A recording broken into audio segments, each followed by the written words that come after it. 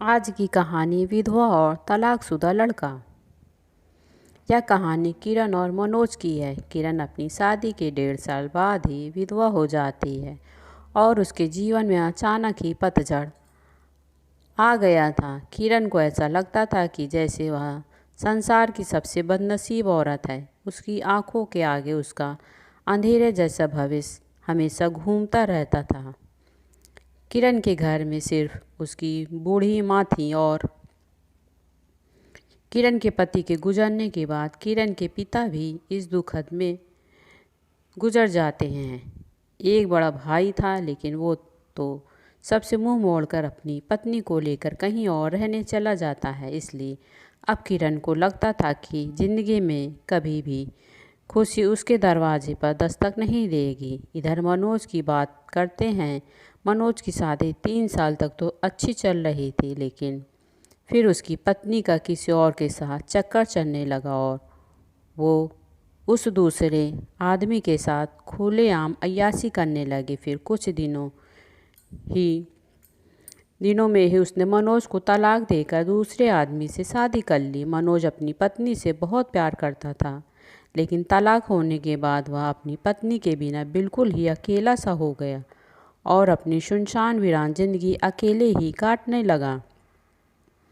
वह नहीं जानता था कि अब उसका भविष्य कैसा होगा, कभी वह फिर किसी से शादी कर पाएगा या नहीं। तभी एक दिन किरण और मनोज किसी की शादी की सालगिरह में जाते हैं। किरण की एक सहेली मनोज को जानती थी और उसी ने ही इन दोनों को मिलवाया। मनोज से मिलकर किरण को अच्छा नहीं लगा, क्योंकि मनोज अपनी पत्नी के बारे में निगेटिव बातें कर रहा था और यह सुनकर किरण को मनोज पर गुस्सा आ गया था कि वह औरत के बारे में इतना गलत कैसे बोल सकता है। लेकिन बाद में उसकी सहेली मीरा ने बताया कि मनोज कितना दुखी लड़का है। वह अच्छे खासे पैसे कमाता है और उसके परिवार वाले भी बिल्कुल सीधे हैं, लेकिन फिर भी उसकी पत्नी ने दूसरे मर्द के चक्कर में इस बेचारे को धोखा दे दिया और अब मनोज दिन रात रोता ही रहता है। यह सुनकर किरण का दिल भर आया। वह मन में सोचने लगी कि एक शरीफ लड़के को मैं बिना मतलब ही बुरा समझ रही थी। तो उसी दिन से किरण के मन में मनोज के लिए एक प्रेम सा जाग गया। तभी कुछ ही दिनों बाद किरण ने अपनी सहेली मीरा से कहा कि मीरा, मैं पता नहीं क्यों मनोज को चाहने लगी हूँ और मैं भी उसे पसंद करती हूँ। अगर मीरा तू कुछ उपाय करके मेरी दोस्ती मनोज से करवा दे तो शायद मेरी ज़िंदगी संवर जाएगी। तो मीरा ने कहा, ठीक है, तू कहती है तो मैं किसी बहाने से मनोज को अपने घर बुलाती हूँ। मैं उसे तेरी सारी कहानी पहले से ही बता दूँगी, फिर तू भी आ जाना। आगे तुम दोनों की किस्मत। तभी मीरा अपने जन्मदिन का बहाना करके मनोज को अपने घर बुलाती है और मीरा मनोज को किरण की बीती हुई सारी बात बताती है और वो उसे ये भी बताती है कि शादी के 1.5 साल में ही किरण विधवा हो गई थी। मनोज को किरण का ऐसा हाल देखकर उसे बहुत दुख होता है।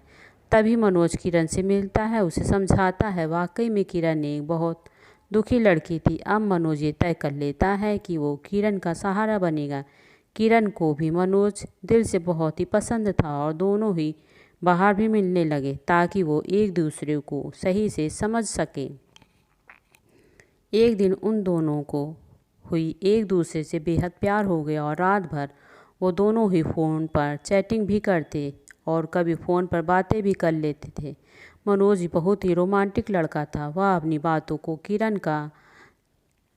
का दिल जीत चुका था। किरण को भी मनोज के मुंह से अपनी तारीफ सुनना बहुत ही अच्छा लगता था। दोनों ही हर रविवार मिलते और पार्क में घूमने जाते और कभी कभी रात को होटल में डिनर करने भी चले जाते थे। तभी एक दिन किरण मनोज को अपने साथ अपने घर ले गई, उसे अपनी माँ से मिलवाया। मनोज ने जब किरण की माँ के पाँव छुए तो किरण की माँ रोने लगी और मनोज का हाथ पकड़कर कहने लगी कि बेटा, मेरी बेटी का सहारा ज़रूर बनना और उसका साथ कभी भी मत छोड़ना। मेरे सिवा इसका कोई भी नहीं है।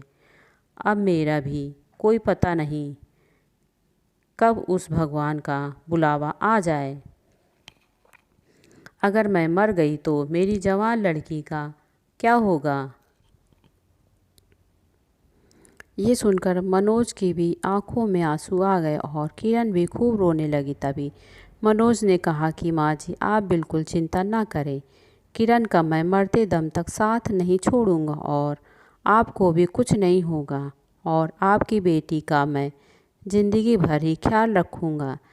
ये सुनकर किरण की माँ और किरण को बहुत ही अच्छा लगा और किरण मनोज का हाथ अपने गालों पर लगाकर रोती है। तभी एक दिन दोनों ही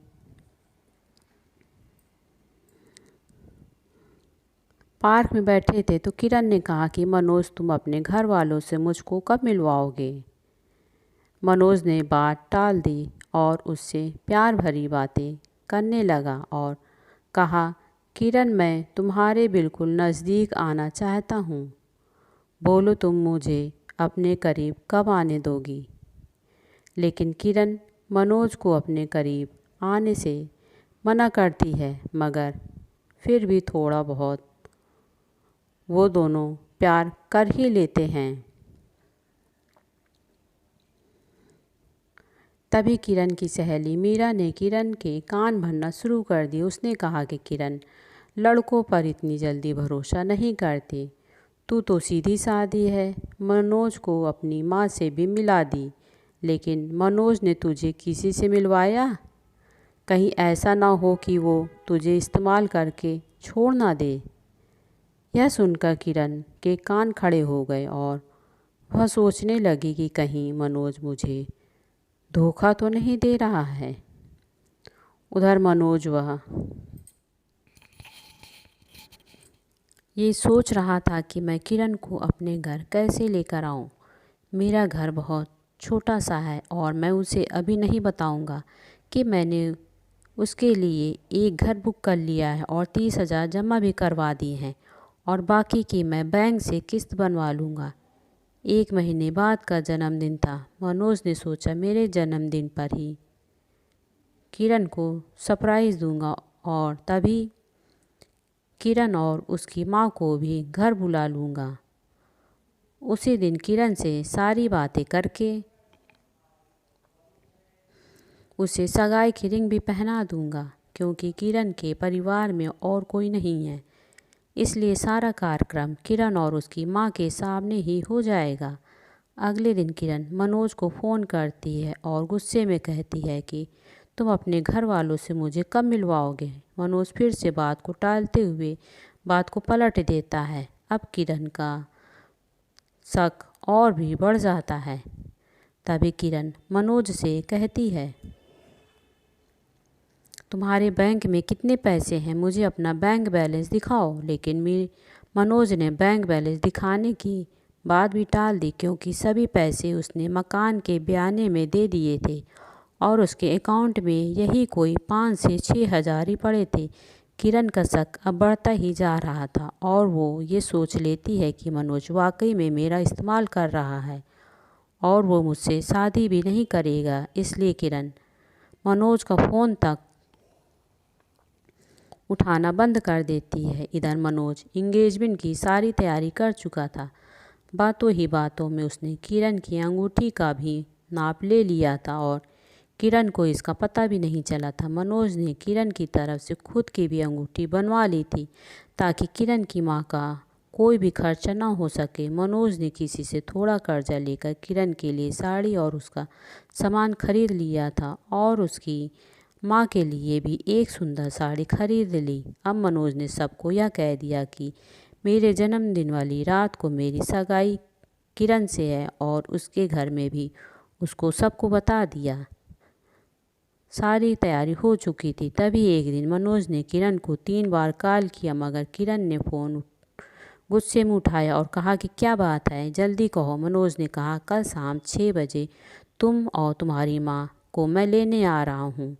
तो किरण ने कहा कि मुझे कहीं नहीं जाना।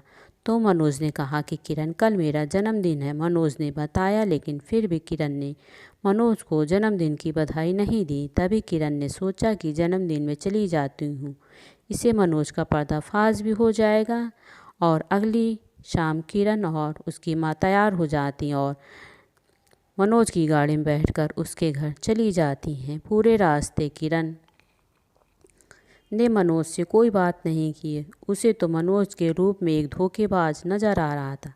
तभी जैसे ही किरण मनोज के घर की दहलीज पर कदम रखती है, वैसे ही मनोज की माँ आरती की थाली लेकर आती हैं और किरण को टीका लगाकर उसकी आरती उतारती हैं। यह देखकर किरण हैरान रह जाती है। तभी वो भी मनोज की माँ के पाँव छूती है। उसकी माँ उसे अंदर आने के लिए कहती हैं। सभी लोग खड़े थे, मनोज के बड़े भाई भाभी, मनोज के भतीजा भतीजी और मनोज की माँ व भोले भाले उनके बाबूजी। सभी लोग किरण और उसकी माँ का स्वागत करते हैं और बैठने के लिए कहते हैं। अब मनोज का जन्मदिन भी मन जाता है। उसके बाद किरण जाने के लिए कहती है तो मनोज की माँ कहती है कि बहू, तुम्हें जाने के लिए नहीं बुलाया है, हमेशा के लिए यहीं रखने के लिए बुलाया है। किरण समझ नहीं पाती। तभी मनोज की बड़ी भाभी 2 फूलों की माला और एक प्लेट में 2 अंगूठी लेकर आती हैं। यह देखकर किरण मनोज की तरफ बड़े ही आश्चर्य के साथ देखती है। तभी मनोज एक अंगूठी किरण के हाथ में रख देता और कहता है कि आज हमारी एंगेजमेंट है किरण, और इस बात के लिए मैं तुम्हें सरप्राइज़ करना चाहता था। तुम्हें ये रिश्ता मंजूर है ना? किरण रोने लग जाती है और मन में ये सोचती है कि मैंने किस लड़के पर शक किया। मनोज ने नए मकान के कागज़ भी किरण के हाथ में रख दिए और कहा कि किरण, ये मकान मैंने तुम्हारे लिए लिया है क्योंकि हमारा ये घर थोड़ा छोटा है ना। इसलिए किरण की आंखें अब अपने आंसुओं को रोक नहीं पा रही थीं। तभी किरण ने मकान के कागज़ अपनी सास के हाथ में रखते हुए कहा कि माँ जी, मुझे तो इसी घर में रहना है, आपके साथ मुझे नया मकान नहीं चाहिए। इस बात से घर के सभी लोग खुश हो जाते हैं। तभी मनोज कहता है कि किरण, तुम्हारी माँ भी हमारे साथ ही रहेंगी, भला वो अकेली कैसे रह पाएंगी। ऐसा करते हैं, जो मकान मैंने लिया है वो पास में ही है, माँ को तुम वहीं शिफ्ट कर दो ताकि तुम अपनी दोनों माँ को संभाल सको। अब सब कुछ ठीक हो गया था। कहाँ किरण एक शक की वजह से सब खत्म करने जा रही थी। ये गलती उसे बहुत महंगी पड़ने वाली थी। मगर किरण ने मनोज के घर जाकर अच्छा ही किया। इसलिए दोस्तों, जीवन में कभी भी किसी शक की वजह से आप अपने प्यार को कभी मत छोड़ना।